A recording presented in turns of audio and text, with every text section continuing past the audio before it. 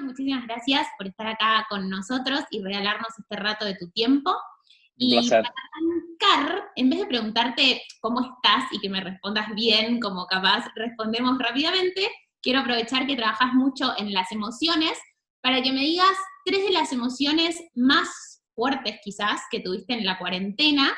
Y como capaz la pregunta es medio difícil o sensible para responder, yo voy a arrancar con las mías.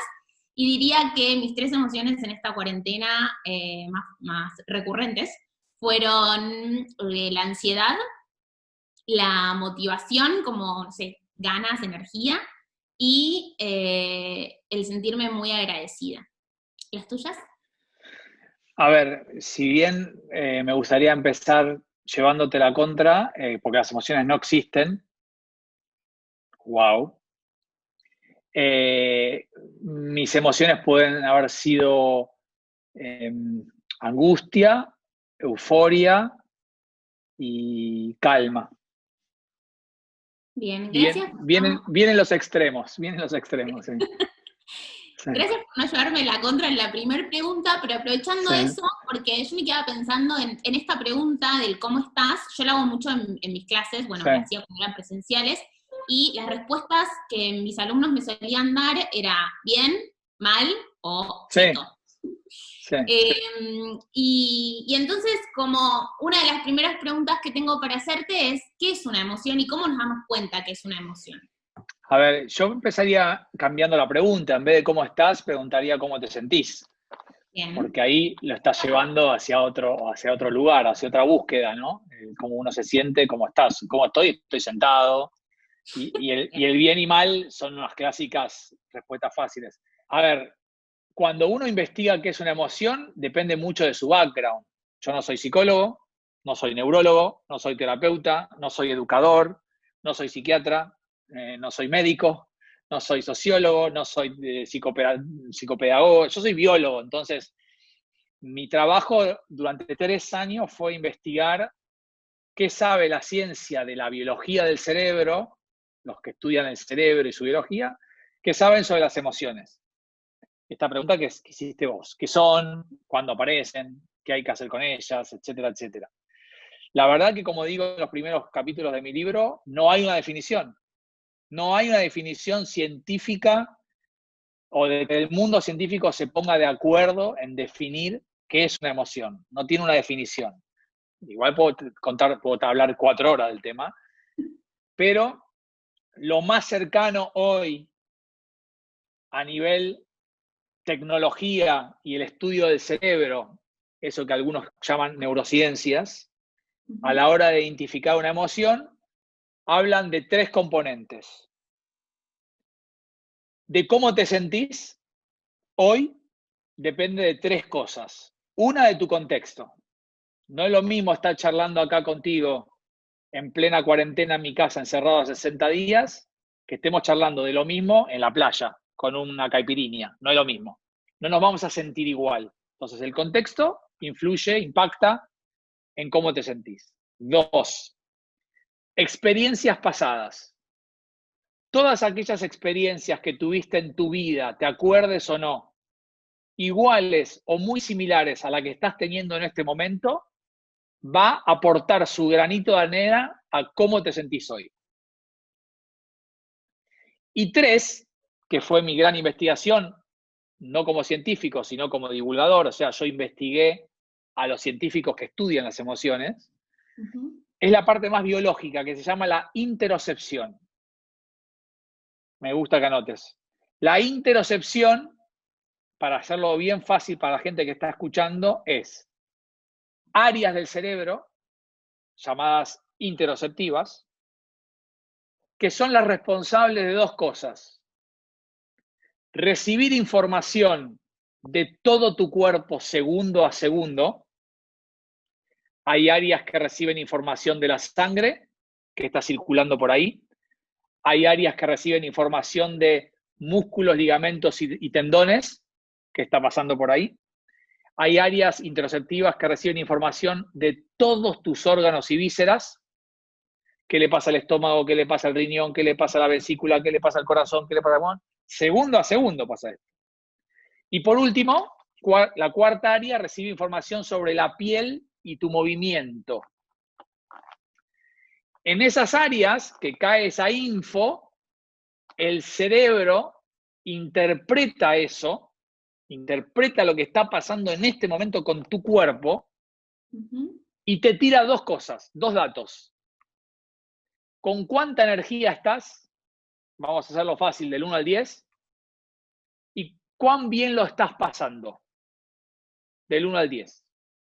Es decir, 1 de energía, 1 de placer. En Argentina podríamos decir que estás deprimido. Okay. Porque no existen para la biología las emociones primarias, no existen las emociones. Existen estados de energía y de placer que varían y que nosotros le ponemos un nombre. 10 de energía, 10 de placer, euforia. Felicidad para Magdalena, euforia para Stanislao, alegría Bien. Para Mili, porque las emociones son subjetivas. ¿Se entiende? Una más, 10 de energía, 1 de placer. Furia. Entonces, en ese 10 por 10 hay 100 emociones distintas. Que comillas. Todos las llamamos con distintos nombres. No, que nadie las conoce. Porque ¿cuántas emociones tienes en tu alfabetización emocional? ¿10, 12, 15? Estoy hablando de 100, puede haber 1000, puede haber 4, o sea, depende de la historia de cada uno. ¿Cuántas emociones aprendiste? ¿Cuánto escuchaste a tu cuerpo? ¿Cuánto entendiste lo que te pasaba y cómo te sentías? ¿Y con qué claridad le pusiste un nombre y apellido a eso? Yo estoy frustrado. No. Vos estás desilusionado. No. Estás decepcionado. ¿Y qué dice la maestra? Es lo mismo. No es lo mismo. Porque cuando uno conoce correctamente cómo se siente y le logra poner un nombre y un apellido, estoy hablando de ciencia, ¿eh? Lo que después facilita es regular la emoción. Yo no puedo bajar emociones, inteligencia emocional, si no sé cómo me siento. Y yo digo que tengo miedo, quiero trabajar mi miedo, quiero bajar mi miedo, pero no tengo miedo, tengo nervios.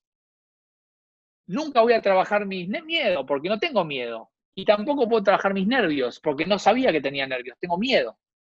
Digo, ¿se entiende? Porque pensé que tenía miedo y tengo nervios. Igual, antes de que sigas, yo tengo una pregunta, voy a chequear con atención.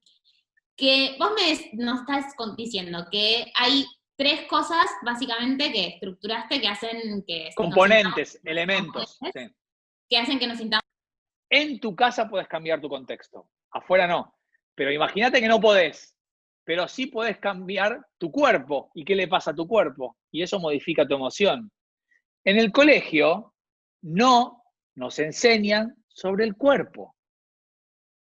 El cuerpo es el pedazo que lleva la cabeza arriba.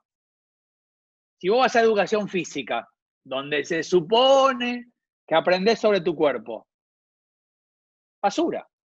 Patea la pelota, agarrar el palo de hockey, hacer flexiones de brazos.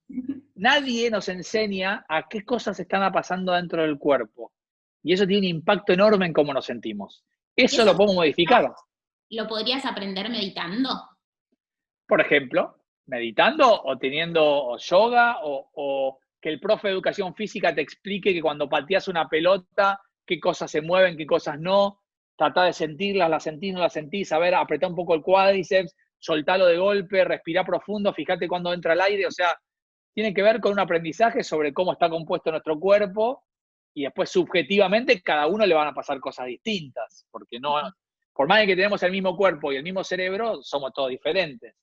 Entonces, primer gran mensaje mío, que yo no soy, como Meli, no soy especialista en educación, pero desde mi mirada, obligatorio el autoconocimiento del cuerpo de primero a quinto año.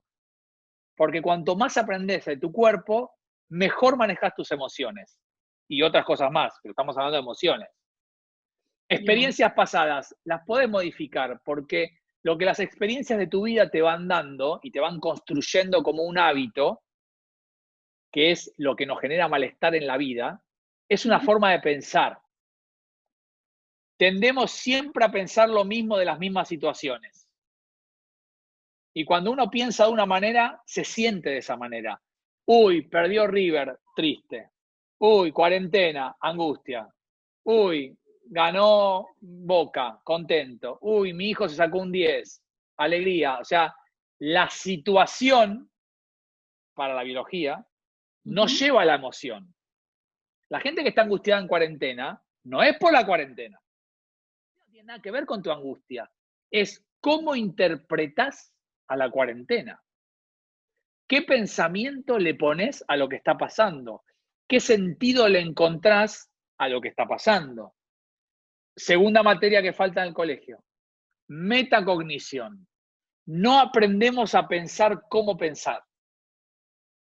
Cuando la gente vive una situación incómoda, cuarentena, pandemia, mi jefe me gritó, mi mujer no me habla, hay mucho tráfico, la comida llegó fría. Cuando uno vive una situación incómoda, siente una emoción, mal llamada negativa. Es una emoción poco placentera. La angustia, la tristeza, el enojo, la furia no son lindas, pero no son negativas, son datos. Entonces, el error que cometemos, según la biología, no estoy contando ninguna verdad, según la biología, el error es atribuirle a la situación eso que sentimos. Mi propuesta, hace 10 años que me dedico a esto. Eso lo hacemos inconscientemente, ¿no? Obvio, porque nadie nos enseñó, que entre la situación y la emoción ocurren 0.5 segundos de reloj. Wow. Y en ese medio segundo, vos pensaste algo. Y eso que pensaste es, como bien decís vos, para la gran mayoría de los seres humanos, inconsciente, y es una repetición de una forma de pensar que traes desde los 10 años, que tenés 10 años. Siempre pienso lo mismo, y cuando vos pensás lo mismo, sentís lo mismo. Entonces, la mirada biológica que propongo en este libro, que se llama La teoría construccionista de las emociones, es una de las herramientas más potentes que tenemos las personas para sentirnos mejor cuando no podemos controlar el contexto, como bien decís vos, es pensar diferente. Interpretar a la situación de una manera distinta. ¿Pero eso te lo tenés que creer de verdad o solamente es Sí, una cuestión de, por ejemplo, verbalizarlo? te lo tenés que creer, tenés que practicar. Es como jugar al tenis o aprender el piano. Tenés que practicar, practicar, practicar. Situación, pienso esto. Situación, pienso esto. Situación, pienso esto. Y el pensamiento y la emoción cíclicamente charlan todo el tiempo entre ellos. Cuando yo pienso, fácil, deporte, uy, si sigo sacando de esta manera voy a sacar mal. Saco mal, porque ese pensamiento genera inseguridad, que es una emoción. Y esa inseguridad hace que los músculos de los hombros y del brazo se corran 3 grados, y eso es sacar mal. Bien. Entonces, de cómo vos te hablás, es cómo vos te sentís. Y cuando vos te sentís inseguro y de repente te encontrás en la cancha de tenis o en tu clase o en tu trabajo inseguro, empezás a pensar peor. Uy, estoy súper inseguro, no, acá me van a echar. Si yo sigo otra. Y eso retroalimenta otra emoción, que ahora ya es pánico. Ese ciclo emoción-pensamiento, que no hay primero uno y después el otro, están permanentemente circulando, ahora está pasando con vos y conmigo, es lo que está bueno poder intervenir conscientemente. No es mi pareja, no es la cuarentena, no es mi jefe, soy yo. Yo estoy pensando esto. Es provocador lo que estoy diciendo, porque es fácil culpar al otro. Es fácil decir mi angustia es por mi pareja. No, yo estoy triste porque él me cortó. No, yo estoy nervioso porque no puedo salir de mi casa. Todo eso es mentira. Eso es una creencia que fuimos construyendo de chiquitos. Y mi trabajo hace 10 años, sale corto, mi trabajo hace 10 años es intervenir en ese círculo con deportistas de élite. Porque el deportista de élite, para hacer la diferencia en la cancha, en su disciplina, en su competencia, sabe que técnica, táctica y físicamente es muy parecido a su rival, pero mentalmente puede hacer la diferencia. Buenas Bien. noches.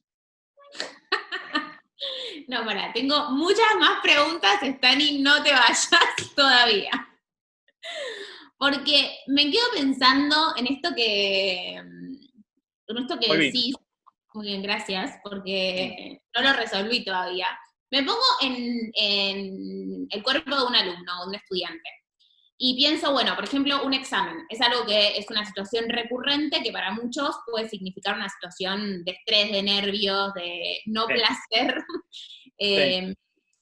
Y yo me pongo en el lugar del estudiante y no digo, como, bueno, no es el examen, es que yo no, porque hay una frase como muy común en muchos estudiantes, que yo no puedo, yo no sirvo para esto, soy yo, pero igual desde ese lugar también veo imposibilidad, por más que no estoy culpando al otro, me estoy culpando a mí y tampoco estoy pudiendo salir de esa lógica. ¿Ahí se aplica lo mismo que estás diciendo o es otra la Sí, idea? a ver, cuando un estudiante / ser humano dice no puedo, Ujú. para la biología, eso es culpa de tus papás.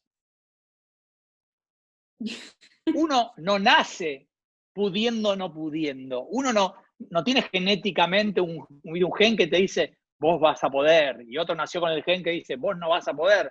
Eso es 100% culpa de los padres. Terrible igual los que son padres. Silencio, Magdalena, silencio. Y esa culpa, obviamente ningún padre lo hace a propósito porque es mala persona. Eso ocurre en los primeros 10 años de vida. ¿Qué te dijo tu papá y tu mamá o qué te dicen cuando llegas del colegio? ¿Cómo te reconocen? ¿Cómo te castigan? ¿Cómo te recompensan? ¿Están mirando el resultado?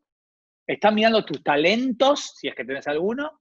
¿O están mirando tu esfuerzo, tu progreso, la forma, ¿no? El proceso, la estrategia para estudiar, para hacer deporte, para lo que sea? Porque hay 40 años de estudio de esto, ¿eh? Ujú. Padres que focalizan en que le vaya bien y que sea inteligente en algo, hijo cagado para siempre. Pero lo podemos cambiar después. Obvio que lo podemos cambiar, pero no lo cambiás. Ay, quiero cambiar. No, requiere de mucho laburo. Sí, cuando yo laburo, te conté del deporte, cuando yo laburo con empresarios que tienen 50, 60, 45 años, son empresarios exitosos, pero completamente infelices. Porque la pregunta que uno se tiene que hacer es, ¿vos qué querés hacer? ¿Vos querés tener razón o querés ser feliz? Porque las dos cosas no se pueden. Bueno, no siempre, a veces sí o No no. siempre. Por eso, hay veces que no. Ser inteligente es decir, para esta situación prefiero ser feliz y voy a ceder la razón. Para esta quiero sostener. Bueno, para huevo a los padres. Un nene normal a los 18 años, normal, una familia normal, no una familia jodida, una familia normal, cuando el nene cumple 18 años, escuchó 150.000 veces, vos no podés. Cuando vos escuchás vos no podés, el cerebro no sabe si es verdad o es mentira, porque el cerebro no reconoce la realidad de la fantasía. El cerebro asume como verdad eso que vos te repetís. Si vos te repetís mucho algo lindo o feo, el cerebro va formando, física y química estoy hablando, un cable, neuronas, conexión, conexión, conexión, conexión. Eso es un cable, un hábito, ¿no? Que vos escuchaste 100 veces, no sos bueno en matemática. Te cuestan los números. Uy, no, otra vez con multiplicaciones. ¿Se entiende? Todo eso es mentira. Eso es mentira. Eso es una creencia tuya. Las capacidades que tenemos acá adentro, todos, algunos más y otros menos, pero todos tenemos mucha más capacidad de la que creemos. Es decir, tenemos una Ferrari, un Porsche, una Ferrari, hasta primer grado. Primer grado empieza la decadencia del cerebro. Y empeora mucho más en la secundaria y en la universidad te hace mierda directamente. Porque no te potencian la cabeza, te la achican. O sea, pero vos decís que es por el sistema, no por una cuestión biológica eso. Obvio que por el sistema. Pero no porque los maestros sean malos o tengan la culpa, porque seguimos trabajando de la misma forma que la revolución industrial. No todos, no todos. Estoy hablando de la clásica educación formal. Estoy hablando de una persona que no sabe nada de educación. Yo estoy opinando de la biología. No tengo la posta, tengo sueños para mí con la educación, pero no sé cómo se hace. Creo que uno de los grandes problemas de la educación es cuando llamás a un experto en educación. Oh. ¿Alguna vez te juntaste con 4 expertos en educación? Veo que ahí vos ya tenés unido la situación con la emoción. Yo tengo casi 50 años, me he juntado con expertos de educación muchas veces. Ahora lo hago seguido en Uruguay, no trabajo más en Argentina en ese tema. Y claro, es como el experto en biología. Una soberbia, esta es la forma, hay que hacerlo así, la Argentina necesita esto. O sea, para mí, esto es personal, no tengo ninguna verdad yo. Mejorar la situación del país significa, muchachos, no hablemos más con los expertos en educación, porque están totalmente sesgados. ¿Y con quién Estudiaron había? hacer equipos multidisciplinarios de distintas backgrounds, profesiones o no, considerados amantes apasionados de la educación, con una mirada a futuro importante y basta de mirar para atrás. No creo que suceda jamás en la Argentina. Bueno, tengamos esperanza de que sí. No tengo esperanzas. Yo Bueno, no tengo esperanzas. Magdalena la tenés que tener porque laburás ahí. No va a pasar, pero no va a pasar no porque acá hay gente brillante en Argentina de todos lados y Melina Furman es una de ellas, hay gente muy brillante. Pero también existe algo que es tremendo en la Argentina, en educación. Gremios. No te dejan cambiar. No te dejan cambiar. Porque la educación no hay que cambiarla, hay que poner una bomba y construirla de cero de nuevo. No hay que agregarle más horas de matemática, hay que sacar un poquito acá, o sea, se terminó. Estamos en un momento de la historia, esto es personal, no estoy hablando como biólogo, en el medio de la nada. Estamos en la nada, es decir, lo viejo no se fue y lo nuevo no llegó. Bien. Y las Magdalenas o las Melinas son las personas que están acelerando que llegue lo nuevo y quizás empujando para que se vaya lo viejo más rápido.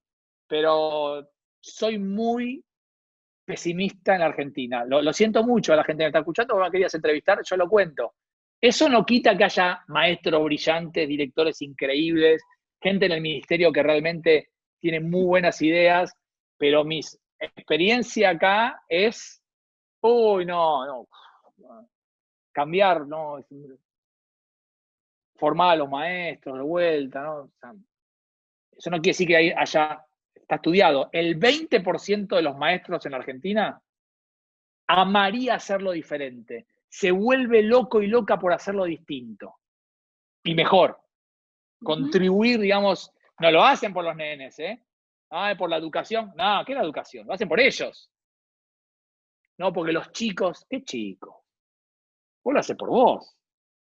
Esto sí es biología. Todos. Esto es biología. Todos lo hacemos por nosotros mismos. Siempre.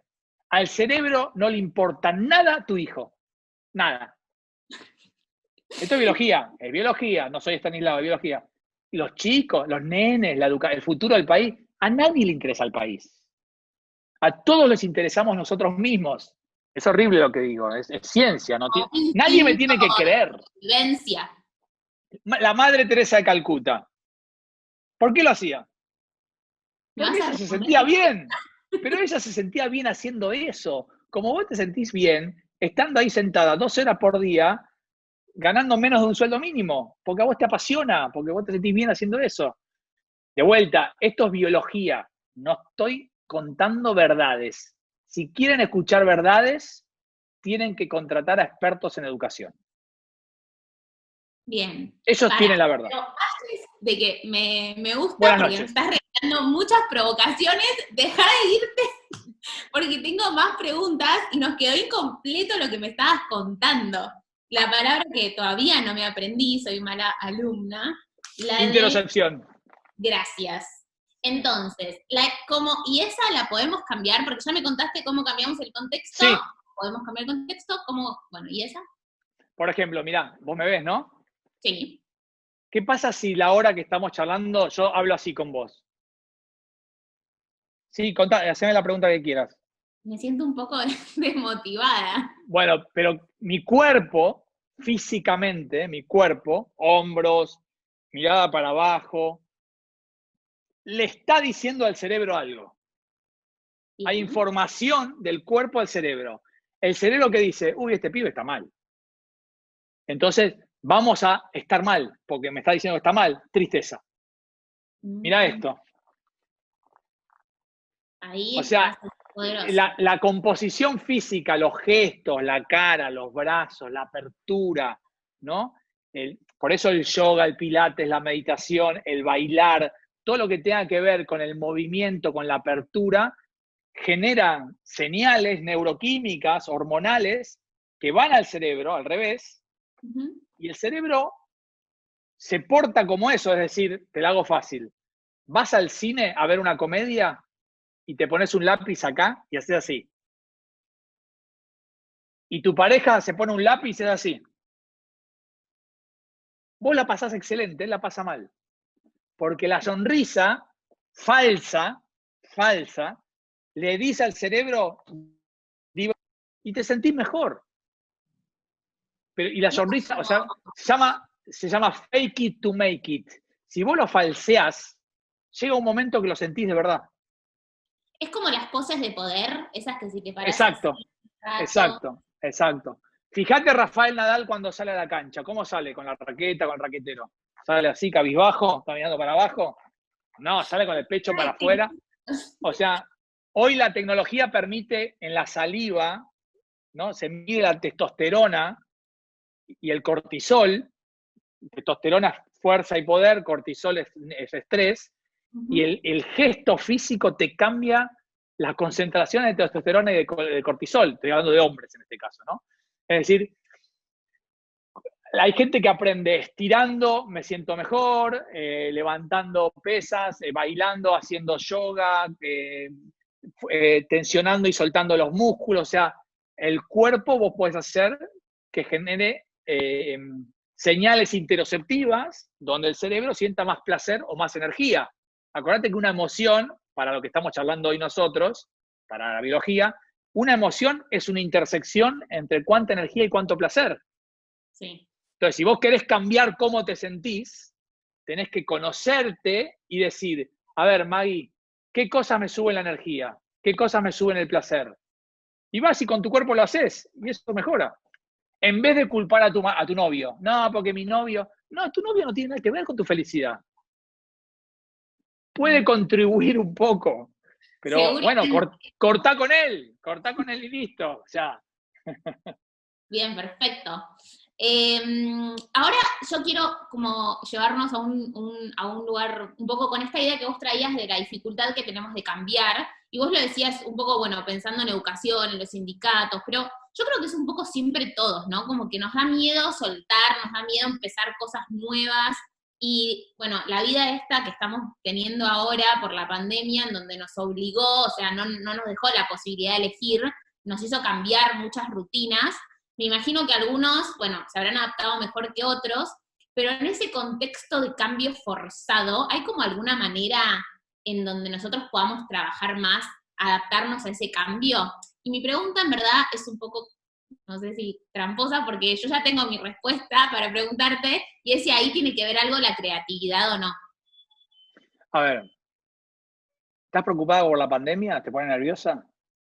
Ah, esta es una charla que está marcada en la pandemia, ¿no? Ok, cierto. A ver, te respondo como biólogo y sin tanta pasión como antes. Cuando los cerebros se enfrentan a una incertidumbre, a una novedad muy grande como esta crisis que estamos teniendo, lo primero que se enciende del cerebro es un área muy antigua, tiene 500 millones de años. El cerebro humano tiene 100.000 años. Este área tiene 500 millones y está acá adentro, que es el área que se llama de la amenaza. Es decir, incertidumbre, me siento amenazado. Cuando la incertidumbre es extraordinaria, como la que estamos viviendo, ¿no? Porque es nuevo, porque nunca pasó, etcétera. Mucha amenaza. Cuando ese área de las amenazas se enciende, la ciencia no sabe por qué. En el 90% de los seres humanos se enciende un montón. Y en el 10% no tanto. Ese área está conectada con áreas interoceptivas de las emociones. Es decir, la incertidumbre, la novedad, digamos si querés, la pandemia, enciende emociones poco placenteras. Miedo, angustia, ansiedad, tristeza, enojo, etc. No negativas, porque una emoción no es buena o mala, es linda o fea, pero no es mala. Las emociones son datos. Te están queriendo decir algo. Hacé algo con eso. En general nos enseñan a reprimirla, ¿no? A suprimirla si es fea, pero no es fea. Es un dato que te está pasando algo. Entonces, esas emociones poco placenteras que son encendidas por la amenaza, es donde yo, justo estamos hablando de esto, trabajaría para poder cambiar. Porque laburar, estudiar, seguir tu vida cotidiana bajo una amenaza y angustiado es muy difícil. Entonces, si bien la amenaza vos no la podés cambiar, porque es un área reptiliana, instintiva de muchos años, lo que sí vos podés cambiar es la ansiedad. Vos podés bajar la ansiedad, podés bajar el miedo, podés bajar la angustia. ¿Cómo? Bueno, hay técnicas distintas, de distintas disciplinas, un montón de técnicas. Yo conozco las de la biología. Hay un montón de técnicas para bajar la intensidad de la emoción. ¿Se entiende?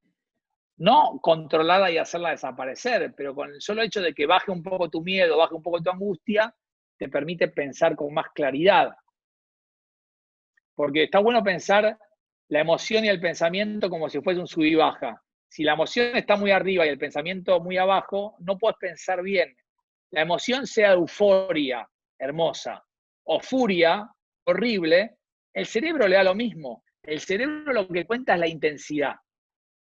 Cuando estás intensamente emocionado por algo, pensás peor, tomás malas decisiones, te aferrás a lo conocido, reaccionás ante cualquier cosa, es decir, repetís cosas que haces toda tu vida. Es el enemigo del cambio, digamos. Cuando vos podés regular un poco la emoción, bajar la intensidad, empezás a pensar con más claridad, y cuando pensás con más claridad, todo lo que era oscuro y negro, y bueno, quizás nos conviene, quizás es bueno para conocernos, para convivir distinto en familia, para aprender sobre mi cuerpo en estos 60 días que llevo encerrado, para practicar algo que nunca me animé, que ahora puedo practicar, para escuchar a mis hijos de una manera diferente, para divorciarme, para casarme. O sea, este periodo hay gente que va a salir favorecida y hay gente que no. Estoy hablando de la gente que tiene para comer, ¿no? Mínimo indispensable. Y su casa y su techo, porque hay gente que está con necesidades primarias insatisfechas, todo lo que digo no cuenta para esa gente. Entonces, el tema es cómo, la famosa frase que a ustedes les encanta, cómo aprovechar esta crisis para que sea una oportunidad para mí, no para tus hijos, para mí. Porque cuando vos lo haces para vos, impacta en el otro. Yo quiero llevarme mejor con ellos, yo quiero entenderlo mejor. Porque eso me da placer a mí. Cuando a mis hijos le va bien, a mí me da placer. No es por mis hijos. Entonces, de nuevo, y te lo repito porque está bueno como mensaje, creo que el mensaje más importante de toda la charla y el más científico, porque después estoy medio delirando, es trata de darte cuenta, a Belén Catena se lo digo, que está mirando, me está mirando esa cara así de foto así, trata de darte cuenta en qué estás pensando cuando te sentís mal. En vez de echarle la culpa a la situación, o a tu pareja, o a tu mamá, o al club, o al gobierno, la clásica, ¿no? O al gobierno, ¿en qué estás pensando? En ese momento de incomodidad, a la tardecita, que estás como un poco angustiado, triste, o estás enojado, irascible, escribí, literal, escribí qué estás pensando. La gente le cuesta un montón. Yo lo hago esto hace 10 años con mis alumnos en la universidad, y la gente lo que escribe es la situación. Yo digo, no, no me cuente lo que está pasando. Contame qué estás pensando. Mientras pasa eso. Una vez que empiezan a entrenarse y a darse cuenta, empiezan a notar los pensamientos. Mi jefe es un boludo, si sigue mirándome así me va a echar, finalmente para qué trabajo en esta empresa, me esfuerzo un montón y nadie me reconoce. ¿Sí? Empiezan a darse cuenta en qué están pensando. Y después cuando leen los pensamientos dicen, ¿pero cómo no voy a tener miedo? Mirá lo que estoy pensando. No es mi jefe, es lo que yo pienso que me da miedo. Y después empieza una técnica que dura, es un taller de 16 horas, pero te lo digo en una frase, es, bueno, vamos a reemplazar lo que estás pensando. Vamos a dejar de pensar A y vamos a pensar B. La gente, equivocadamente, trata de dejar de pensar algo. Y el cerebro odia eso. Cuanto más le impones, no pienses A, adivinan qué piensa. A.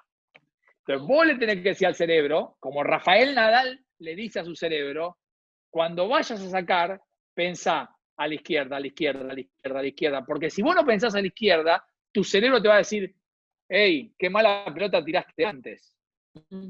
Hey, cuidado con la velocidad. No, no, no lo dejes entrar a ese pensamiento. Vos le decís lo que tiene que pensar. Y ahí sirve, Stani, por ejemplo, porque yo lo que empecé a hacer, que justo me resuena con lo que estás diciendo, empecé a dividir tengo como mi diario de todos los días de la cuarentena, y lo empecé a dividir entre lo que pasa objetivamente y en lo que yo interpreto de esas cosas, como para tratar de dividir un poco cuál es la situación objetiva o más objetiva posible, porque igual entiendo que casi todas interpretaciones de lo que yo estoy pensando o haciendo de eso. Está buenísimo. Ahí hay que tener cuidado de no caer en la trampa de que esa objetivización, yo lo llamo racionalización o evidencia. Dame evidencias. A ver, evidencia, ¿te vas a morir? Dame la evidencia. A ver. ¿Te vas a quedar sin trabajo? Que hay mucha gente que se quedó sin trabajo. Bueno, eso es una evidencia. Si vos te quedas sin trabajo y tenés miedo, obvio, es normal. Nosotros aprendimos que esas emociones feas no hay que tenerlas. Uy, estoy triste, estoy mal. ¡No! Estás bien. No vas a estar triste. Si te quedaste sin trabajo, está bien que estés triste. No te golpees a vos por estar triste. Al revés, usá la tristeza como un espacio de reflexión. En vez de culpar a tu jefe, a la pandemia, a la crisis, a Alberto, no sé, a la actividad no esencial que ejercías y que te quedaste sin trabajo, como el 99% de los seres humanos, sé el 1% que dice, mirá, ¿qué puedo hacer yo? Estoy triste, a ver, ¿me reinvento, hago otra cosa? ¿Llamo a un amigo que tiene laburo? No lo sé, pero si vos quedas atrapado en la emoción y en la culpa del otro, ya está, no cambias nunca.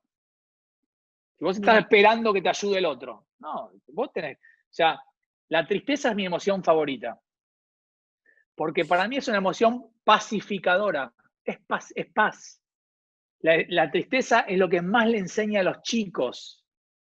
La tristeza te enseña que en la vida no podés hacer todo lo que querés, ni podés tener todo lo que querés.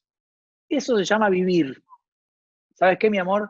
No vas a ganar siempre. No te va a ir bien siempre. No vas a estar todo el tiempo bien. Eso es la vida.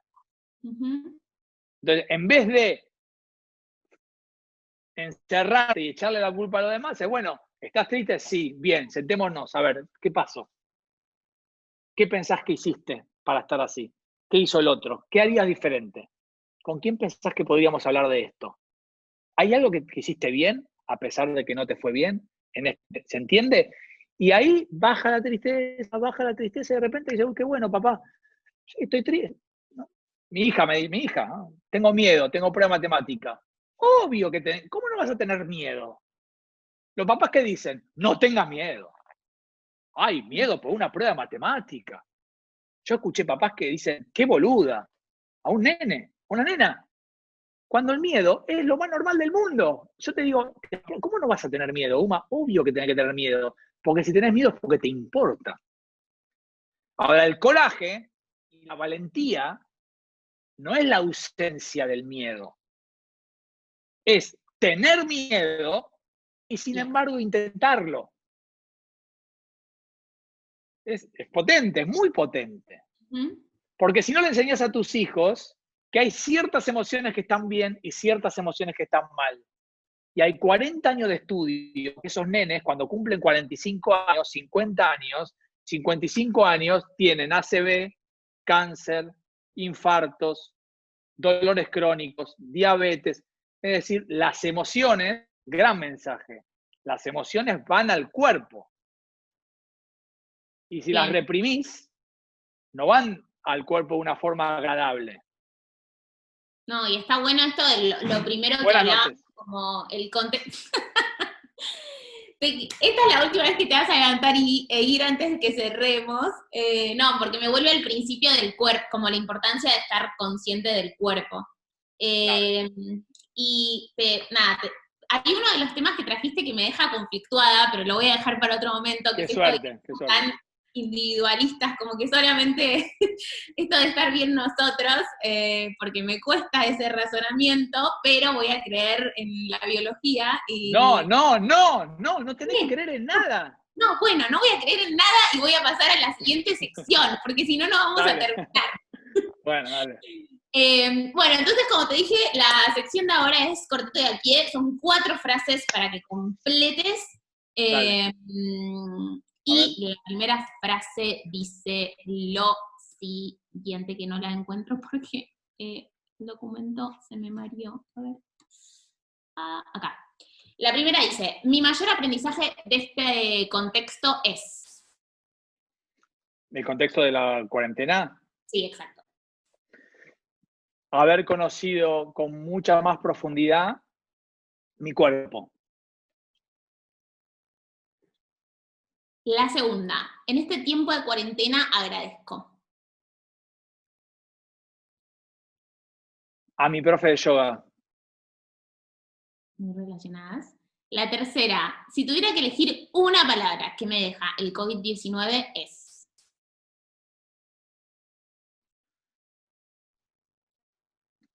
No todo lo feo es malo y no todo lo lindo es bueno. Era una palabra esta. Perdón. De vuelta. Hacémela de vuelta. Si tuviera que elegir una palabra que me deja el COVID-19 es... Paternidad. Y la última dice, lo que tiene que estar presente cuando reimaginemos la educación es... Inteligencia emocional. Excelente, buenísimo. Muchísimas gracias. Ahora voy a coger alguna de las preguntas de las personas, que son muchas, así que estoy viendo cuál podemos... ¿No hay nadie enojado? ¿No hay nadie enojado? No, mira, hay uno que dijo, me gusta mucho la honestidad con la que Stanislao señala sobre la soberbia intelectual de los expertos en educación. Gracias por lo honestidad. No. La soberbia en los expertos en general, y sobre todo si nacieron en Buenos Aires, sí. Es que la Argentina no avanza por eso, por esa soberbia que tenemos. Los opinólogos, si prenden la tele en cuarentena y en pandemia, son los mismos que están en la tele antes de la cuarentena, siempre son los mismos opinólogos. Bueno, pero están en todo el mundo, solo en Argentina. Sí, solo en Argentina están. Un fenómeno muy particular, la inflación y... No, pero vos sabés que, ahora te digo fuera de joda, cuando vos nacés en la capital federal, solo por ser porteño, te recibís de una carrera universitaria ya naciendo que se llama la todología. Bien, y eso está probado. Sí, o sea, los porteños saben todo. Saben todo, por eso nos va como nos va. De bien. No quiero ser Suecia. Sí. Bien, voy a elegir esta pregunta. ¿Por dónde arrancarías a formar adultos, docentes, para que ellos puedan educar en emociones a sus estudiantes? A ver, yo lo hago en Uruguay, como te decía, en un programa muy interesante que además me da ganas de conectarte con ellos, se llama Educación Responsable. Ellos importaron de España un programa de inteligencia emocional y lo uruguayizamos un poco. Y no, creo que el primer gran trabajo con los docentes, a ver, experiencia de algunos años, no obligar a los docentes a hacerlo, sino sumar a los docentes que lo quieran hacer. En general, los números es siempre entre el 10 y el 20% del establecimiento educativo quiere participar, ¿no? Los famosos agentes de cambio, ¿no? La gente que quiere hacerlo distinto. Y lo que lo formamos principalmente es en herramientas de autoconocimiento, de que conozcan sus emociones, de cómo regularlas. Después, a partir de ahí, trabajamos la empatía. Los docentes se dan cuenta, ahora que me conozco mejor, entiendo mucho más al otro. Y recién después de un año lo empiezan a trabajar con los alumnos. Es decir, no sirve, para mí, no sirve darle al docente la herramienta para que al otro día vaya al aula. Okay. Porque esto es, viste, la herramienta primero trabajala con vos, sé tu propio conejillo de indias, esforzate, fíjate cómo progresás, qué cosas cambiaron en tu vida, cómo aumentó tu bienestar, porque aumenta tu bienestar, tu vida es idéntica y aumentó tu bienestar. Mismo salario, misma casa, mismo marido, y está mejor, wow, porque el está acá adentro, no está afuera. A partir de que el docente se siente mejor con eso, lo empieza a probar en los alumnos. Eso es lo que hacemos. Y justo sigo la línea de esa respuesta porque hay otra de las preguntas que habla sobre cuánto tiempo tendría que durar un curso de gestión de emociones para que 12 años. Los estudiantes. 12 años. No tenés un chiste. De primer grado a quinto año. Pero la edad es solo porque de 6 años, de 6 años a 17. Ah, biológicamente tiene sentido.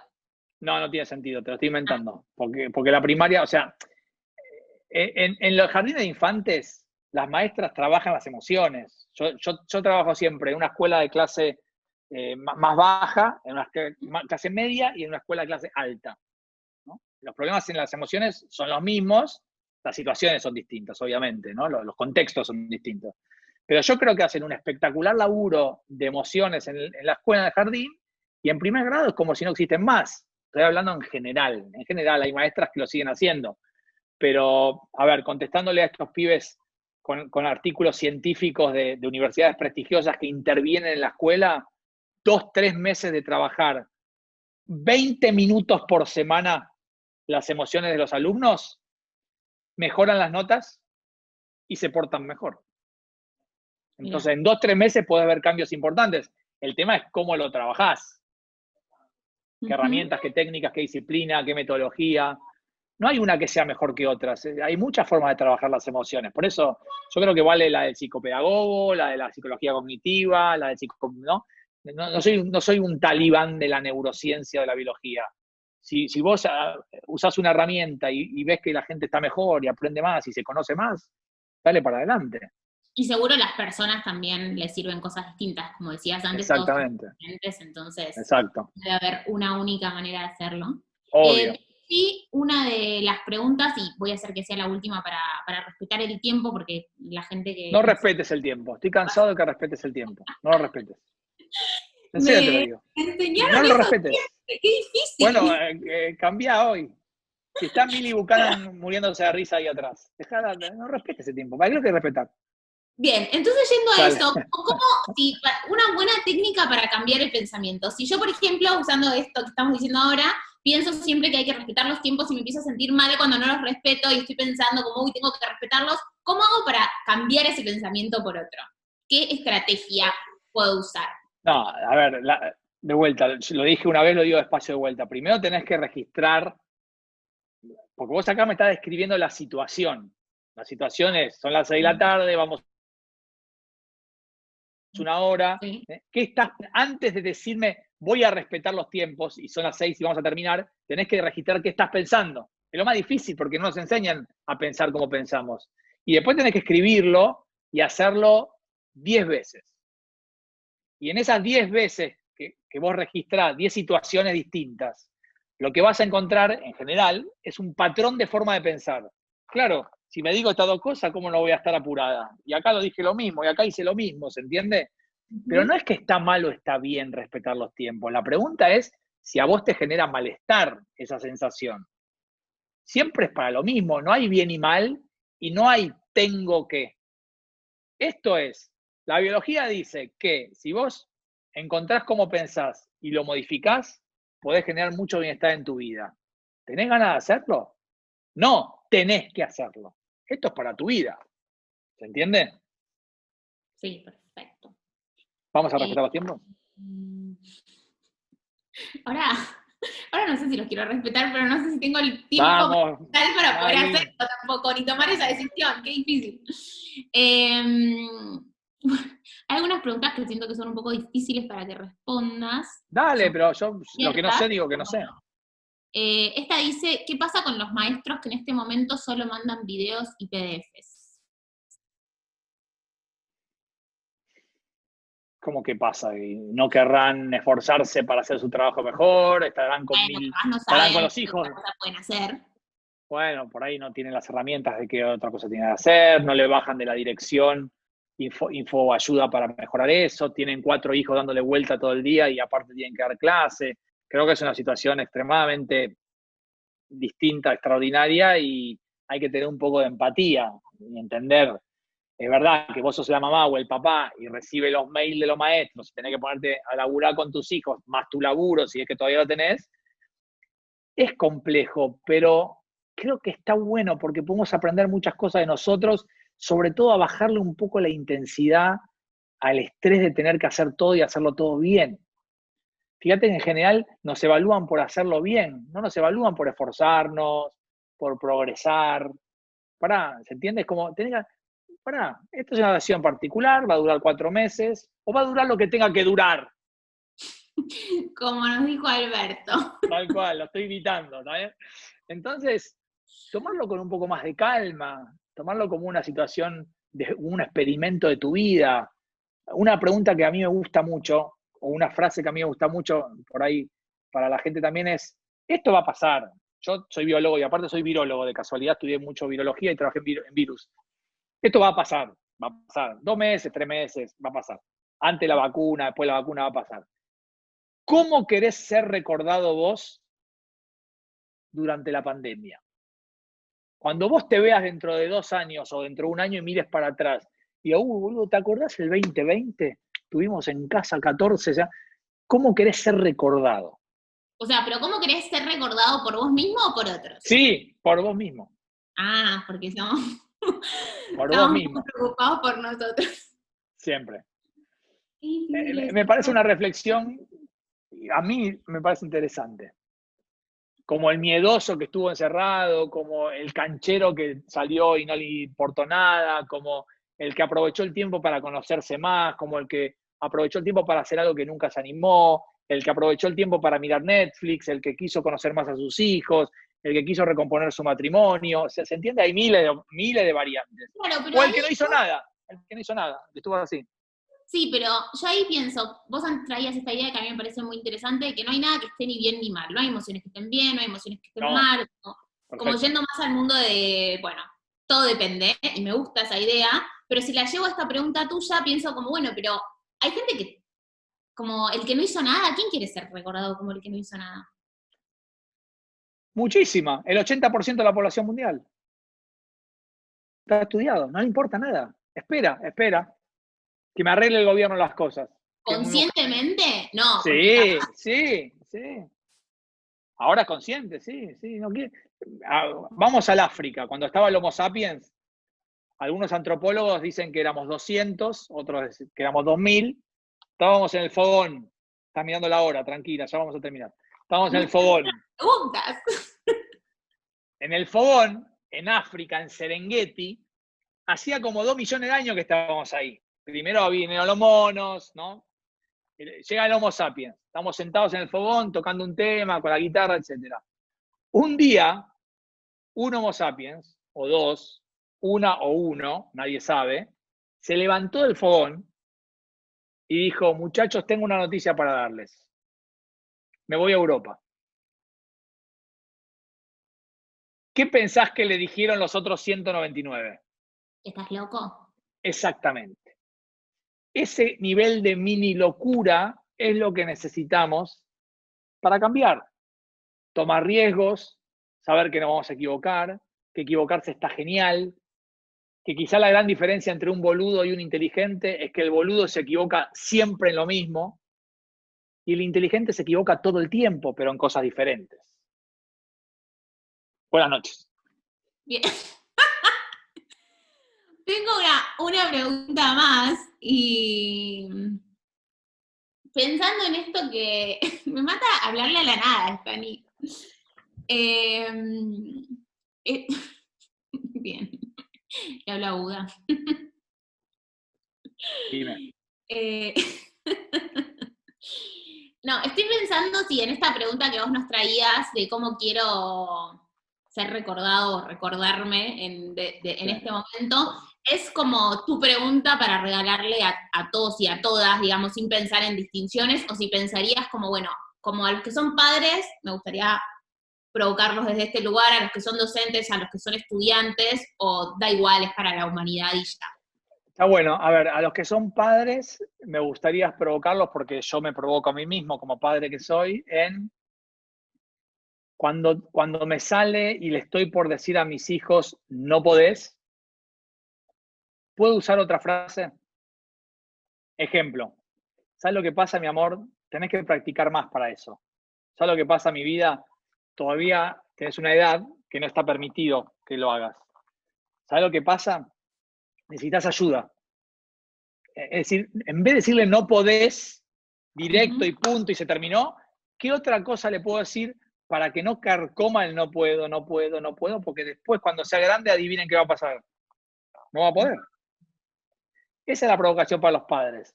¿Cómo puedo en momentos de estrés, de cansancio, ¿viste? No es fácil, pero es para mí casi lo más importante de ser padre. Generar la autoestima al pibe o a la chica, ¿no? O lo mayor, ¿no? O por lo menos no ser yo el que se la rompa. Uh-huh. A los adultos y a los niños en general, mi provocación, que me gusta mucho porque yo me la provoco a mí mismo, es algo que hablamos. Muchas veces en la vida no podés ser feliz y tener razón. El cerebro prefiere tener razón. El cerebro no le interesa tu felicidad. El cerebro le interesa, uno, que estés vivo, dos, que tengas razón. Porque cuando uno tiene razón en un argumento, en una pelea, en una discusión, miren los políticos, lo primero que se genera en el cerebro es un chorro de placer. Ese chorro de placer dura un par de segundos, después se terminó. Uh-huh. O sea, eso no es felicidad. Eso es felicidad instantánea, no sirve para nada. Entonces, creo que nos hacemos más inteligentes en la vida cuando podemos poner, ¿no?, en perspectiva una situación, un argumento, una pelea, una discusión, y decir, a ver, momento, ¿qué importa tener razón? Yo quiero ser feliz, quiero estar mejor, quiero más bienestar. Sí, mi amor, tenés razón, está bien. Hagámoslo, ¿se entiende? No digo que sea fácil, pero digo que es una provocación que está buena para tener internamente. Escuchaba de abogados de familia, ¿no?, que hacen divorcios, que me dicen, pero claro, la mayoría de las parejas se separa por quién tiene razón. En un quilombo, en una pelea, en una forma de educar, etcétera, ¿no? A los maestros, me dijiste que los provoque. Tengo una Dale. pregunta para hacerte, porque ¿qué pasa si yo te doy la razón? O sea, como estamos en esta conversación y yo te digo, ¿sabes qué? Está bien, te doy la razón porque no, Sí. voy a priorizar ser feliz y no estar diciéndote que no está bien lo que estabas diciendo antes, pero no me lo estoy creyendo de todo. Entonces después, 2 meses más tarde, vuelvo a vos y te No digo, sirve, tenía no razón. sirve, no sirve. Tenés que creértelo. Tenés que decir, ¿sabes qué? No es importante para mí. Te voy a dar un ejemplo. Yo en febrero tuve la suerte de ir a un templo budista en California. Hice un retiro de 12 días de meditación y de silencio, etc. Entonces, cuando termina el retiro, puedes hablar con el maestro, con el monje, y le pregunté, usted tiene la fórmula para ser feliz, ¿no? Porque lo veo sonriendo todo el tiempo, lo veo bien. Usted la tiene. Y me dice, sí, claro que la tengo. Y le digo, ¿cuál es?